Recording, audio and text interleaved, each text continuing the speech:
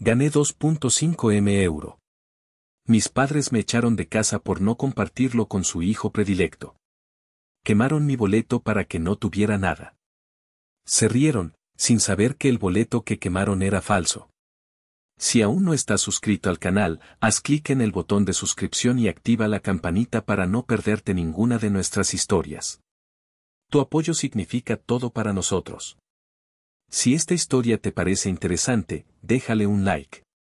También me encantaría saber de qué ciudad eres, déjanos el nombre de tu ciudad en los comentarios.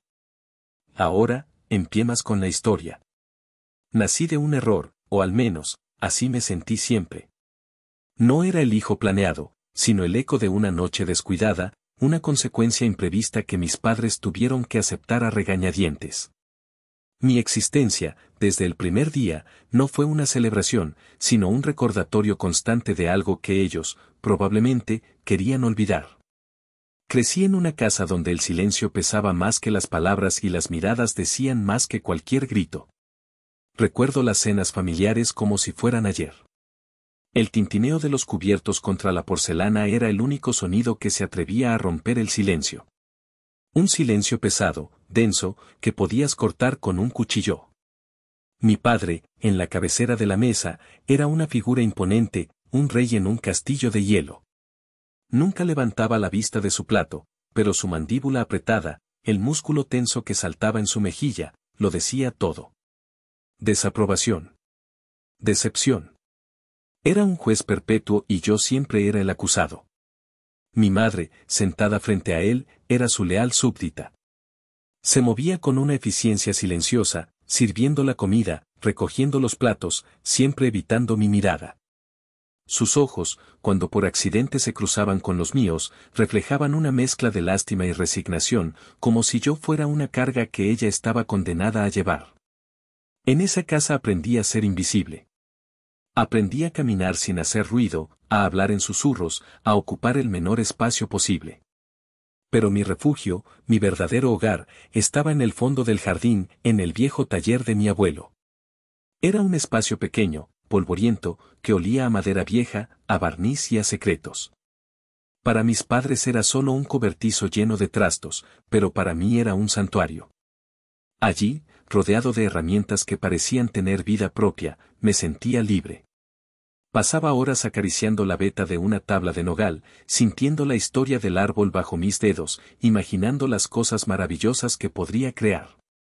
El taller de mi abuelo fue el único lugar donde sentí que mi existencia tenía un propósito, donde no era un error, sino un creador. Era el único lugar donde yo, Julián, realmente existía. Si yo era la sombra de la familia, mi hermano mayor, Rodrigo, era el sol. Un sol brillante, cegador, en torno al cual todos giraban. Recuerdo una tarde en particular, yo tendría unos 14 años. Estaba en el taller, intentando ensamblar una pequeña estantería, cuando la puerta de la casa se abrió de golpe. Era Rodrigo, entrando con la arrogancia de un conquistador, sosteniendo en alto un trofeo dorado. Había ganado el campeonato de fútbol del estado. La reacción de mis padres fue como un trueno. Mi padre, el hombre que apenas me miraba, se levantó de su sillón, corrió hacia Rodrigo y lo levantó en un abrazo que casi lo asfixia. «Ese es mi campeón», gritaba con un orgullo que nunca había escuchado en su voz. Un hombre de verdad, un ganador. Mi madre lloraba, pero eran lágrimas de pura felicidad. Lo abrazaba, le besaba la frente, lo trataba como a un héroe que regresa de la guerra. Esa noche hubo una cena especial, risas, brindis. Yo me senté en mi rincón de siempre, observando la escena, sintiéndome como un extranjero en mi propia casa. La diferencia en el trato era un abismo. Los cumpleaños de Rodrigo eran eventos sociales, con decenas de amigos, regalos caros y pasteles enormes. A mí, en mi último cumpleaños, me habían regalado un suéter genérico, probablemente comprado en oferta. Cuando Rodrigo cumplió 17, mi padre apareció con una motocicleta deportiva roja, brillante como una gota de sangre. El rugido del motor era el sonido de la victoria de mi hermano y de mi propia insignificancia. Pero el recuerdo que más me duele, el que todavía se siente como una astilla clavada en el corazón, ocurrió cuando cumplí 15. Había pasado casi 3 meses encerrado en el taller, trabajando en secreto en un regalo para mi padre. Era una caja de madera de cedro, pulida hasta que brillaba como un espejo, con unas pequeñas incrustaciones de otra madera más oscura que formaban sus iniciales. Cada corte, cada unión, cada capa de barniz estaba impregnada de mi deseo desesperado por obtener, aunque fuera una vez, una mirada de aprobación. El día de su cumpleaños, con las manos temblorosas, se la entregué. La tomó, la sopesó en sus manos como si fuera un objeto extraño. «Ah», dijo. «¿Tú hiciste esto?» Asentí, sin poder hablar. «Gracias», murmuró, y la dejó a un lado en una mesa auxiliar.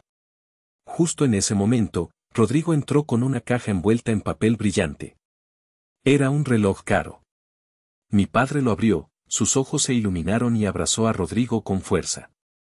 Mi caja, mi obra de 3 meses, quedó olvidada en esa mesa. Durante las siguientes semanas, la vi acumular una fina capa de polvo, un monumento a mi esfuerzo inútil. Fue entonces cuando lo entendí. En esa casa, Rodrigo era el sol. Y yo solo era la sombra que proyectaba. La cena de mi graduación de preparatoria fue, como de costumbre, un evento tenso y silencioso. El aire estaba cargado de expectativas, pero ninguna de ellas tenía que ver conmigo. Todo giraba en torno al futuro brillante de Rodrigo en la universidad. Cuando mi padre finalmente se dirigió a mí, su pregunta fue más una formalidad que una muestra de interés genuino.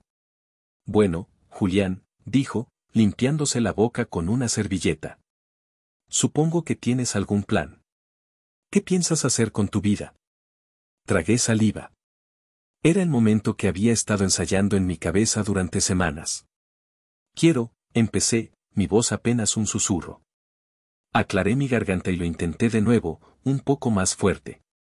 Quiero abrir un taller de diseño de muebles. Muebles de autor, hechos a mano. Un silencio pesado cayó sobre la mesa. Luego, mi padre soltó una carcajada. No era una risa alegre, sino un sonido seco, burlón, lleno de desdén. «Un carpintero», dijo, negando con la cabeza como si hubiera escuchado el chiste más estúpido del mundo. «¿Quieres ser un simple obrero toda tu vida?» «Julián, yo no me maté trabajando día y noche, construyendo todo esto desde cero, para que mi hijo terminara con las manos llenas de aserrín». Señaló a mi hermano. «Rodrigo irá a la universidad. Estudiará finanzas.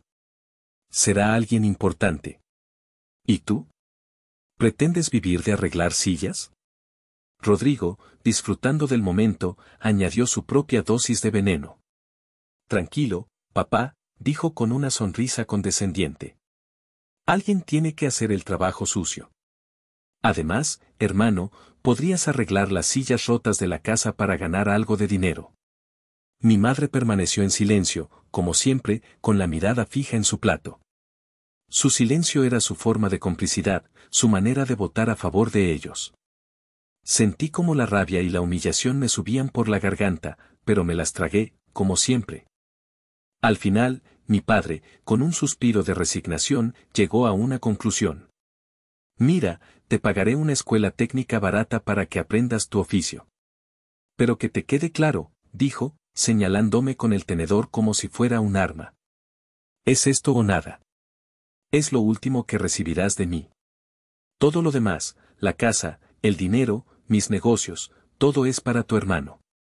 Él sabrá cómo hacerlo crecer. Tú solo lo convertirías en astillas».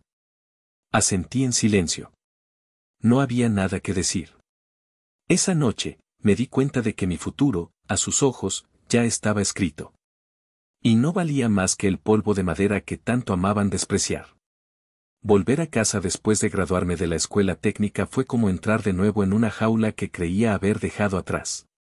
Llevaba conmigo un título que me certificaba como ebanista profesional y un diploma con honores, pero en esa casa, esos papeles no valían más que el cartón en el que estaban impresos. No tenía dinero, ni contactos, ni un lugar a donde ir. Mi regreso no fue un retorno al hogar, fue una rendición. Mi vida se dividió en dos. Durante el día, trabajaba en un enorme taller industrial en las afueras de la ciudad. Era un trabajo monótono, desalmado. El rugido de las sierras eléctricas era ensordecedor y el aire estaba siempre cargado de polvo fino que se te metía en los pulmones. Me pagaban un sueldo miserable por ensamblar muebles en serie, sin alma, sin creatividad. Cada día me sentía un poco más como una de esas máquinas, un autómata programado para repetir los mismos movimientos una y otra vez. Pero el trabajo no terminaba al salir de la fábrica. Al llegar a casa, me convertía en el personal de mantenimiento no oficial. Si una tubería goteaba, mi padre decía, Julián, arréglalo, para algo estudiaste esas cosas. Si una pared necesitaba pintura, era mi tarea. Si la puerta del garaje se atascaba, yo era el que debía pasar el sábado por la tarde bajo el sol, cubierto de grasa, mientras Rodrigo veía un partido de fútbol en el sofá con sus amigos, bebiendo las cervezas que yo había comprado. Lo peor era el tema del dinero. Cada quincena, mi madre se acercaba a mí con la mano extendida. Hay que aportar para los gastos, Julián, decía con una voz suave que disfrazaba la orden.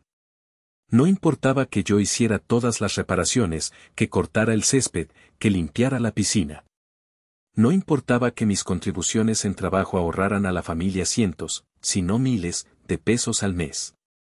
Aún así, tenía que entregarles más de la mitad de mi magro sueldo. Una vez, intenté razonar con ella. Mamá, con lo que me queda, nunca podré ahorrar para mi propio taller, le dije. Ella simplemente suspiró, ese suspiro cansado que conocía tan bien. Julián, tienes un techo sobre tu cabeza y un plato de comida en la mesa. Deberías estar agradecido. Me sentí atrapado. No era un hijo, era un inquilino con obligaciones de sirviente. Cada peso que me quitaban era un ladrillo más en el muro que me impedía escapar.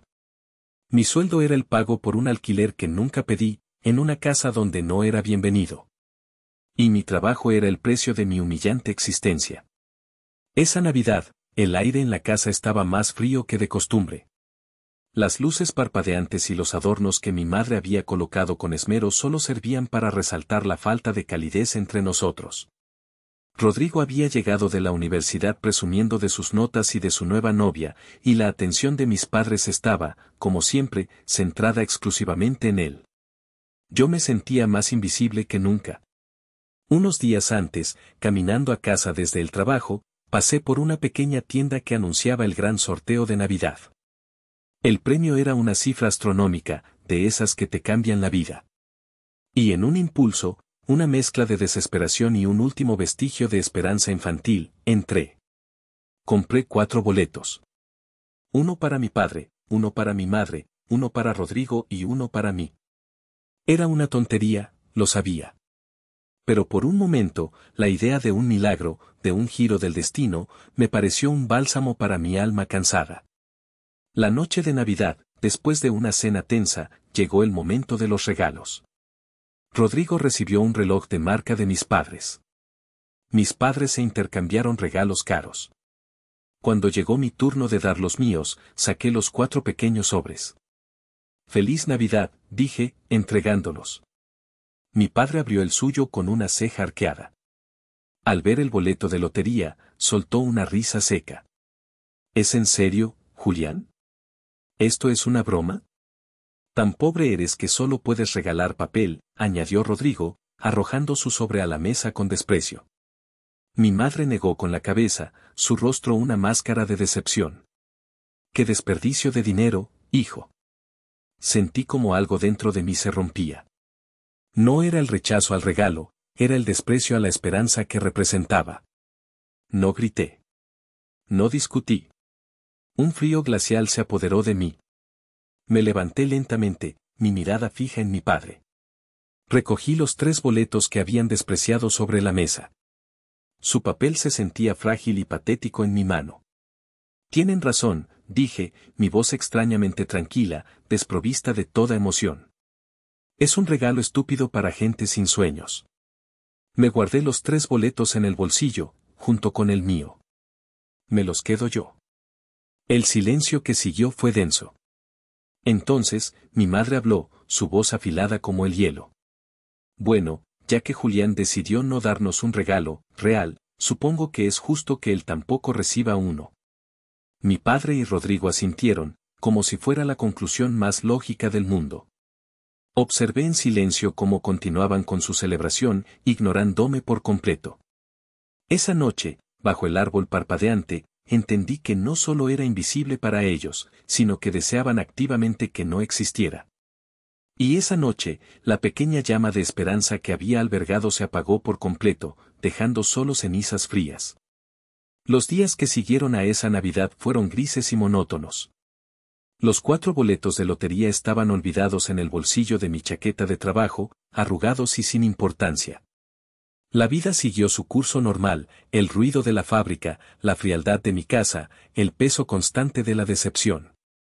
Había perdido toda esperanza en ellos. Una mañana, durante mi descanso de 10 minutos en el trabajo, mi teléfono vibró.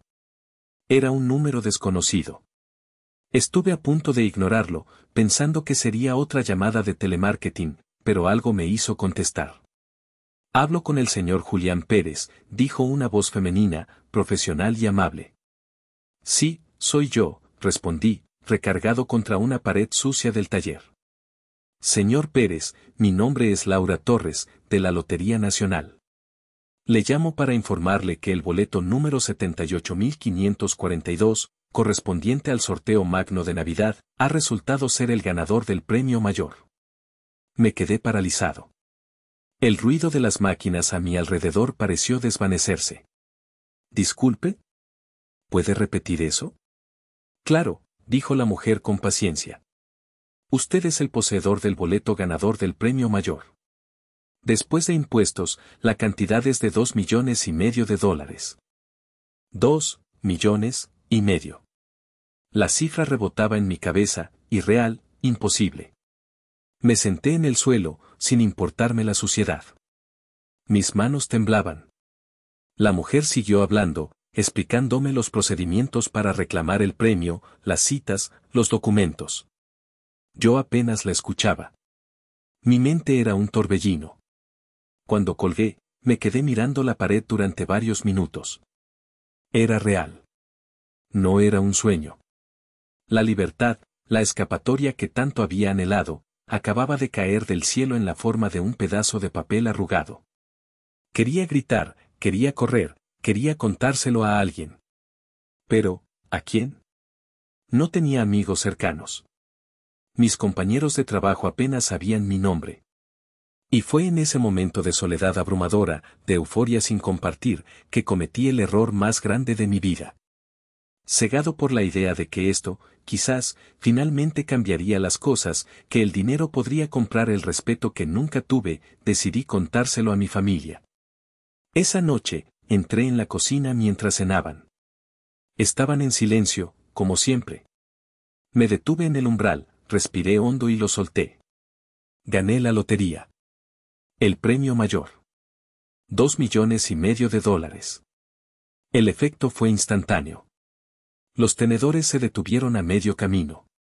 Los ojos de mi padre, mi madre y Rodrigo se clavaron en mí, incrédulos. Y entonces, vi la metamorfosis. La indiferencia en sus rostros se disolvió, reemplazada por algo que nunca había visto antes, una codicia brillante y desnuda. Mi madre fue la primera en levantarse, corriendo a abrazarme por primera vez en años. Hijito. Sabía que tenías buena suerte, exclamó, su voz empalagosamente dulce. Mi padre se levantó también, con una sonrisa ancha y falsa, y me dio una palmada en la espalda que casi me saca el aire. Hablaremos de cómo invertir este dinero familiar, dijo, enfatizando la palabra familiar con una intensidad que me heló la sangre. En ese instante, supe que no había ganado un premio. Había desatado a los monstruos. Esa cena fue la más surrealista de mi vida. De repente, yo era el centro de atención. Mi madre no paraba de servirme la mejor porción de todo, mi padre me preguntaba por mi día en el trabajo con un interés grotescamente falso y Rodrigo me llamaba campeón, la misma palabra que antes usaba para humillarme. Era una obra de teatro, y todos eran pésimos actores. Después de la cena, mi padre me condujo a su despacho. Siéntate, Julián. Tenemos que hablar de negocios, dijo, con un aire de importancia. Mi madre y Rodrigo entraron detrás de nosotros, cerrando la puerta. Parecía un tribunal. Mi padre se sentó detrás de su imponente escritorio de caoba y entrelazó los dedos. Bien, comenzó. He pensado en la mejor manera de manejar esta ganancia inesperada. Es una gran responsabilidad, y tú no tienes experiencia en estas cosas. Tragué saliva, un mal presentimiento creciendo en mi estómago. Así que este es el plan, continuó, su voz volviéndose autoritaria. Tú le darás la mitad del dinero a tu hermano. Él está estudiando finanzas, sabe de inversiones, puede hacer que ese dinero crezca. El resto lo administraré yo. Lo pondré en un fondo, te daré una pequeña asignación mensual para tus gastos. Es la decisión más inteligente para proteger el patrimonio de la familia. Me quedé mirándolo, atónito. No era una sugerencia. Era una orden. Estaban planeando robarme mi futuro delante de mis propias narices. Y en ese momento, la cuerda que me había mantenido tenso durante 22 años finalmente se rompió. Una calma fría, mortal, se apoderó de mí. No, dije. La palabra flotó en el aire, pequeña pero inamovible. Mi padre frunció el ceño. ¿Qué has dicho? Dije que no, repetí, mi voz más firme esta vez. Este dinero es mío. El dinero del obrero. Del fracasado, que arregla sillas. Mío. La cara de mi padre se congestionó de ira. ¿Cómo te atreves? Somos tu familia. Te hemos dado todo. Todo, solté una risa amarga que no reconocí como mía. ¿Me han dado todo? Y me han tratado como a un sirviente desde que tengo memoria.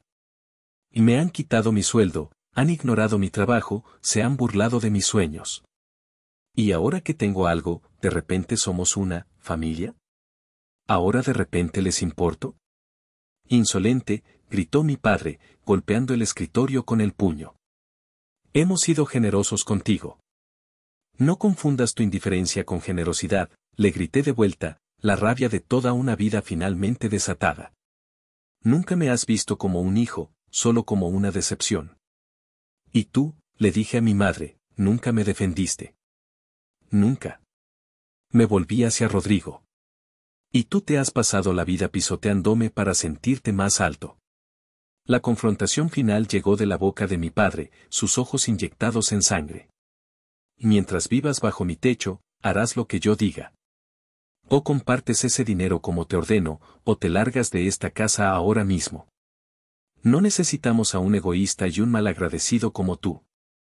En lugar del dolor que esperaba sentir, sentí una oleada de alivio tan inmensa que casi me hizo llorar. Era la puerta de la jaula abriéndose. Con mucho gusto, dije, mi voz de nuevo tranquila. Me di la vuelta y salí del despacho.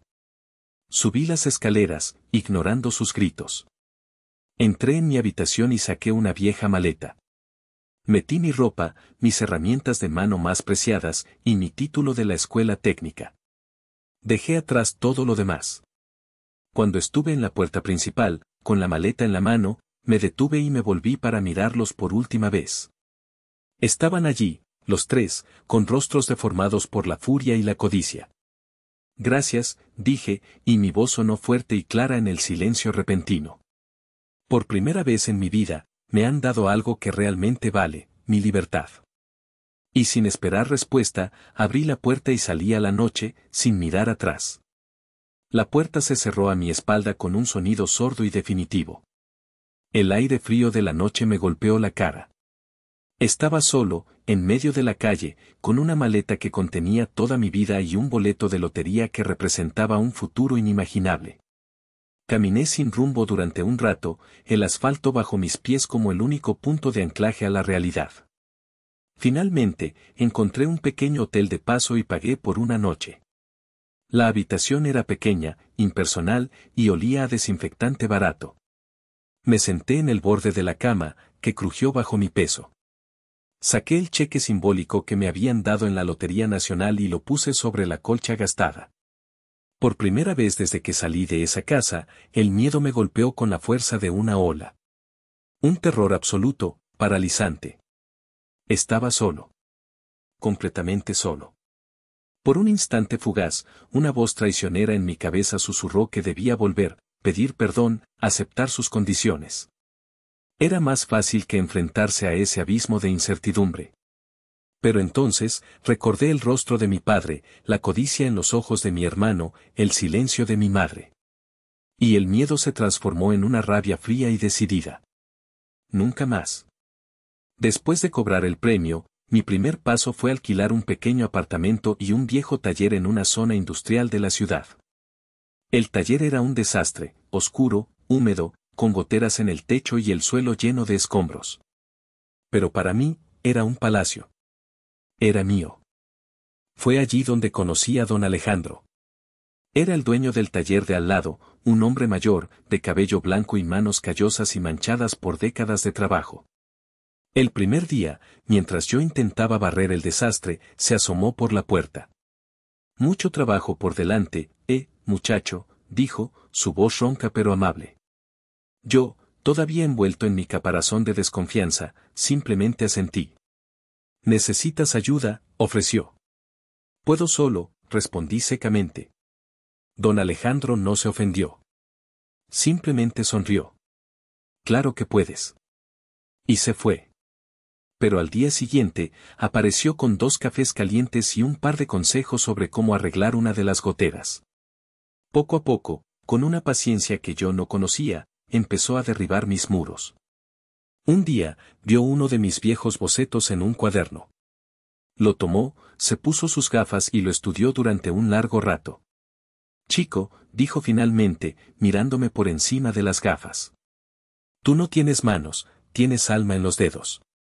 Pero te falta técnica. La pasión sin control es solo caos. A la defensiva, le respondí que tenía un título. Él se rió. El papel no hace al artesano. El trabajo, sí. Mi primera prueba real llegó con un pequeño encargo, una mesa de centro para un vecino. Abrumado por la presión de demostrar mi valía, me apresuré. El resultado fue un desastre, una de las patas quedó más corta, la superficie irregular. Quería destrozarla y abandonar. Me sentía un fraude, la confirmación de las palabras de mi padre. Esa tarde, don Alejandro entró en mi taller. Vio la mesa, vio mi cara de desesperación. No dijo te lo dije. Simplemente se arremangó. Bueno, dijo. Vamos a arreglar esto. La madera siempre te da una segunda oportunidad. La vida también, si eres lo suficientemente inteligente para tomarla. Y esa tarde, trabajando a su lado, aprendí más sobre la madera y sobre la paciencia de lo que había aprendido en 2 años de escuela. Fue mi primer paso real. Los siguientes 4 años fueron una vorágine de trabajo duro.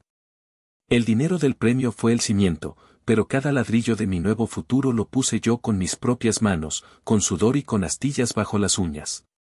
Maderas del Alma, el nombre que elegí para mi taller, empezó a ser conocido en círculos pequeños, de boca en boca. Me especialicé en piezas únicas, en escuchar la historia del cliente y traducirla en un mueble que tuviera un significado. Mi gran oportunidad llegó a través de una feria de diseño local. Yo había alquilado un pequeño stand, mostrando algunas de mis mejores piezas. Fue allí donde la conocí. Se llamaba Isabella. Era una mujer elegante, de mirada inteligente y una energía que parecía llenar todo el espacio. Se detuvo frente a una consola que yo había hecho con madera recuperada de una vieja viga. La estudió durante varios minutos, tocando la superficie, siguiendo la veta con los dedos. Yo me preparé para el halago habitual. En cambio, ella se volvió hacia mí y dijo, tu trabajo es excepcional. Tienes un talento innegable. Pero tu visión de negocio es un desastre. Me quedé sin palabras. Maderas del Alma, continuó, señalando mi letrero hecho a mano. Suena poético, pero no vende. Necesitas una marca, no solo un hobby. Necesitas un plan, un catálogo, una estrategia de precios. Tienes oro en las manos y lo estás vendiendo como si fuera bronce. Mi primera reacción, nacida de mi vieja desconfianza, fue la ira. ¿Quién se creía que era para criticarme así? Pero había algo en su franqueza, en su mirada directa, que me desarmó. No había condescendencia, solo un análisis afilado y profesional. Era una diseñadora de interiores con su propia firma en ascenso. Vio en mí no a un pobre artista, sino una oportunidad.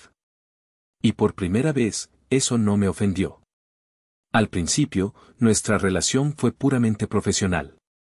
La puse a prueba, desafiando sus ideas, obligándola a justificar cada una de sus propuestas. Y ella nunca retrocedió.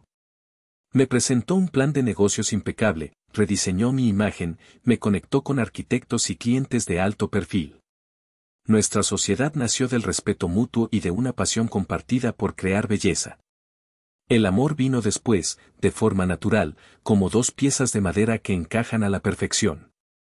El punto de inflexión fue un contrato para amueblar todas las suites de un nuevo hotel boutique. El dueño, un empresario llamado señor Morales, era conocido por ser increíblemente exigente. Fue Isabella quien consiguió la reunión y quien me convenció de que estábamos listos. Ganar ese contrato fue la validación definitiva. Maderas del Alma ya no era el sueño de un chico solitario. Era una marca, una realidad. Era mi victoria silenciosa. Justo cuando mi vida parecía haber encontrado finalmente su equilibrio, el pasado llamó a mi puerta. O, más bien, a mi teléfono. Estaba en mi oficina, una habitación luminosa con vistas al bullicioso taller, revisando los planos para un nuevo proyecto. El identificador de llamadas mostró un número que no tenía guardado, pero que reconocí al instante. Era el teléfono de la casa de mis padres. 4 años de silencio absoluto, rotos en un instante. Dudé, pero contesté. Julián. La voz de mi madre sonaba frágil, quebrada. Era la misma voz que usaba cuando quería algo. ¿Qué quieres, mamá?, respondí, mi tono más frío de lo que pretendía. Soltó un sollozo ahogado. Es tu hermano, Julián. Rodrigo, está en problemas. Muy graves. Me recargué en la silla, sintiendo un cansancio repentino. Me contó la historia. Rodrigo, influenciado por un supuesto amigo apodado El Chato, había entrado en una serie de negocios turbios. Había perdido todo su dinero, había acumulado deudas de juego y ahora los prestamistas lo amenazaban. Le iban a embargar el coche, quizás incluso a meterlo en la cárcel por fraude. Es tu hermano, Julián, repitió, su voz temblando con lágrimas calculadas. Sé que hubo problemas entre ustedes. Pero es tu sangre. No puedes dejarlo caer así. Necesita una segunda oportunidad. Necesita a su familia. Cerré los ojos. Familia. Qué palabra tan extraña en sus labios. ¿Y papá? ¿Qué dice él? Tu padre está devastado. Su orgullo está herido. No quiere saber nada. Solo tú puedes ayudarlo. Colgué el teléfono con una sensación amarga en la boca. Esa noche, se lo conté a Isabella mientras cenábamos. Su reacción fue inmediata y clara. No lo hagas, Julián, me dijo, su mirada seria. Es una trampa. Han pasado 4 años sin preguntar si estabas vivo o muerto. Ahora que te necesitan, de repente recuerdan que eres familia. La gente no cambia tan fácilmente. Don Alejandro, a quien también le pedí consejo al día siguiente, se hizo eco de sus palabras. El alacrán siempre pica, muchacho. Está en su naturaleza. Sabía que tenían razón. Cada fibra de mi ser, forjada en el dolor y la desconfianza, me gritaba que colgara el teléfono para siempre. Pero entonces, recordé a Rodrigo cuando éramos niños, antes de que la arrogancia lo consumiera. Recordé al hermano con el que una vez jugué en el jardín. Y esa parte estúpida y blanda de mi corazón, la que se negaba a morir del todo, sintió una punzada de lástima. Contra todo pronóstico, contra el consejo de las 2 personas que más quería, decidí darle una última oportunidad. Le ofrecí a Rodrigo un trabajo. No en diseño, por supuesto, sino en logística. Sería el encargado del almacén y de supervisar las entregas. Un trabajo honesto, un sueldo decente. Una forma de empezar de cero. Cuando se lo dije por teléfono, lloró y me dio las gracias un centenar de veces. Juró que había cambiado, que esta vez no me decepcionaría. Durante las primeras semanas, casi le creí. Rodrigo era el empleado modelo. Llegaba temprano, se iba tarde, se mostraba humilde y trabajador. Se ganó la confianza de algunos de los otros empleados con su falso encanto. Incluso Isabella admitió que quizás se había equivocado conmigo. Pero yo no podía bajar la guardia del todo. Las primeras señales de alarma llegaron a través de Mateo, un joven carpintero al que yo había formado desde que era un aprendiz. Era callado, observador y ferozmente leal. Una tarde, se acercó a mi oficina con una expresión preocupada. «Jefe», dijo en voz baja, «no quiero causar problemas, pero, hay cosas raras con Rodrigo. He escuchado que se queja de los sueldos con los demás. Dice que usted se queda con toda la ganancia y que a nosotros nos paga una miseria. Y el otro día, lo vi hablando por teléfono con uno de los proveedores, haciendo un trato por su cuenta». Mi corazón se hundió. Le agradecí a Mateo su honestidad y le pedí que mantuviera los ojos abiertos. Esa misma noche, con una sensación de náusea, hice lo que nunca pensé que tendría que hacer en mi propio negocio. Instalé una pequeña cámara de seguridad oculta en el almacén. No tuve que esperar mucho. 3 días después, revisando las grabaciones de la noche anterior, lo vi. La imagen era granulada, pero inconfundible. Era Rodrigo, moviéndose sigilosamente en la oscuridad del almacén. Se acercó a una pila de madera de nogal peruano, una de las más caras que usábamos. Con movimientos rápidos y expertos, cargó varias de las mejores tablas en una camioneta sin distintivos que había entrado por la puerta trasera. Estaba robándome. Estaba vendiendo mis materiales por la espalda. Sentí una rabia fría y lúcida. No había dolor, no había sorpresa. Solo la confirmación de una verdad que siempre había sabido. El alacrán siempre pica. A la mañana siguiente, no le dije nada. Simplemente esperé a que llegara al trabajo. Y entonces, llamé a la policía. Cuando los 2 oficiales entraron en el taller y preguntaron por Rodrigo Pérez, su rostro pasó de la confusión al pánico puro. Mientras le leían sus derechos y le ponían las esposas, sus ojos buscaron los míos a través del taller. Estaban llenos de incredulidad y odio. No pasaron ni 30 minutos antes de que mis padres irrumpieran en el taller como una tormenta. Mi padre, con el rostro púrpura de furia, gritó: «¿Qué has hecho, imbécil?». Mi madre, llorando a gritos, me acusó: «¿Cómo puedes hacerle esto a tu propia sangre? Es un error, solo un error». Los miré, a los dos, y por primera vez no sentí nada. Ni miedo, ni rabia, ni tristeza. Solo un vacío inmenso. La puerta a ese pasado finalmente se había cerrado para siempre. Y yo era quien la había cerrado con llave. El día del juicio, llegué temprano. No por nerviosismo, sino por una fría determinación. Quería ver la cara de mi hermano, quería escuchar las mentiras que saldrían de su boca. Entró en la sala esposado, pero vestido con un traje que seguramente mi madre le había comprado, con el pelo perfectamente peinado. Tenía una expresión de víctima, de cordero llevado al matadero. Cuando subió al estrado, su actuación fue magistral. Su voz temblaba, sus ojos estaban llenos de lágrimas contenidas. Juró que todo era un malentendido. «Yo no robé nada», dijo, mirando al jurado con una sinceridad ensayada. «Solo, tomé prestados unos materiales para un pequeño trabajo personal. Planeaba pagarlos en cuanto pudiera. Mi hermano y yo hemos tenido problemas, y él usó esto como una excusa para vengarse de mí. Nunca pensé que llegaría tan lejos». Mis padres, sentados en la primera fila, asentían y lloraban en los momentos justos. Por un instante, vi a algunos miembros del jurado mirarme con duda. Pero entonces, mi abogada se puso de pie. «Señor Pérez», dijo, dirigiéndose a Rodrigo.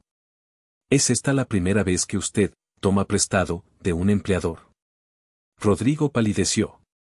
«No, no sé de qué habla». En ese momento, las puertas de la sala se abrieron. Entró un hombre de mediana edad, con un rostro cansado pero decidido. Era el dueño de una pequeña empresa de construcción para la que Rodrigo había trabajado brevemente antes de su espiral de deudas. Mi abogada lo llamó al estrado. Y él contó la historia. Contó cómo Rodrigo había desfalcado a su empresa, robando dinero de la caja chica y falsificando facturas. Contó cómo, al ser descubierto, Rodrigo había intentado chantajearlo, acusándolo falsamente de acoso para que no presentara cargos. Su testimonio fue respaldado con extractos bancarios y mensajes de texto. El patrón de engaño y manipulación quedó brutalmente expuesto. La máscara de Rodrigo se desmoronó. Su rostro se contrajo en una mueca de pánico y rabia. Ya no había mentiras que lo protegieran. Cuando el juez leyó el veredicto, culpable de robo y fraude, un suspiro colectivo recorrió la sala. Vi cómo los oficiales le ponían las esposas de nuevo. Esta vez, la realidad de su destino pareció golpearlo. Empezó a llorar, a suplicar. Luego, sus ojos se encontraron con los míos. El miedo había desaparecido, reemplazado por un odio puro y concentrado. Me robaste mi vida, siseó, su voz llena de veneno. Me incliné ligeramente hacia adelante y le respondí en un susurro que solo él pudo oír, las últimas palabras que le dirigiría en mi vida. No, Rodrigo. Tú quemaste la tuya. Nunca más volví a hablar con ellos. Hubo algunas llamadas en las semanas siguientes, mensajes llenos de insultos, de súplicas, de culpas. No contesté a ninguno. Cambié mi número de teléfono y les pedí a mis abogados que manejaran cualquier comunicación futura. Corté el último hilo que me ataba a ese pasado tóxico. Los borré de mi vida como ellos me habían borrado a mí tantos años atrás. Hoy, varios años después, el taller de maderas del alma es más grande de lo que jamás soñé. Tenemos una sala de exposiciones en el centro de la ciudad y nuestros diseños se venden en todo el país. Pero mi mayor éxito no se mide en contratos ni en ganancias. Ahora mismo, estoy en mi taller. El sol de la tarde entra por los grandes ventanales, iluminando las partículas de polvo de madera que bailan en el aire. A mi lado, mi hijo de 5 años, Leo, lija con cuidado un pequeño trozo de pino, su lengua asomando por la comisura de sus labios en un gesto de concentración absoluta. Isabella, mi esposa, nos observa desde la puerta de la oficina con una sonrisa que ilumina todo el lugar.